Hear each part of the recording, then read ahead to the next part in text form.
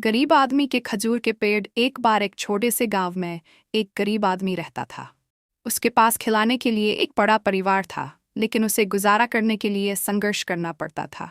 एक दिन गांव से गुजरते समय उसकी नज़र एक छोटे खजूर के पौधे पर पड़ी, जिसे एक अमीर व्यापारी ने त्याग दिया था।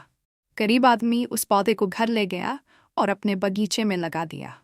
वह प्यार से उसकी देखभाल करता था, उसे हर दिन पानी देता था और उसके बढ़ने के लिए प्रार्थना करता था। साल बीतते गए और खजूर का पौधा एक मजबूत और स्वस्थ पेड़ बन गया। इससे स्वादिष्ट खजूर पैदा हुए, जिन्हें गरीब आदमी बाजार में बेच सका और अपने परिवार के लिए अच्छी आय अर्जित कर सका।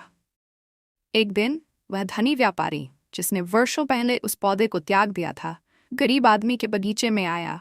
वह फलते फूलते खजूर के पेड़ को देखकर आश्चर्यचकित हो गया और उस गरीब आदमी से पूछा कि उसने इसे इतनी अच्छी तरह से कैसे उगाया है। गरीब आदमी ने जवाब दिया, मैंने प्यार से इसकी देखभाल की और इसके बढ़ने के लिए प्रार्थना की। अल्लाह इतने इसे आशीर्वाद दिया और इसने मेरे परिवार की ज़रूरतों को पूरा किया।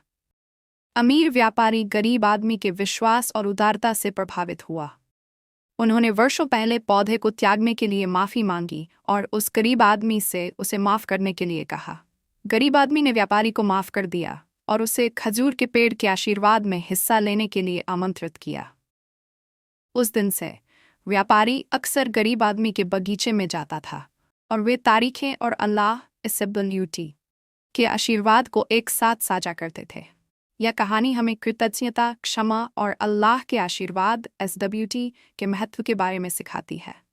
यह हमें याद दिलाता है कि दयालुता और विश्वास के छोटे से छोटे कार्य भी इस जीवन और अगले जीवन में महान पुरस्कार और आशीर्वाद दे सकते हैं।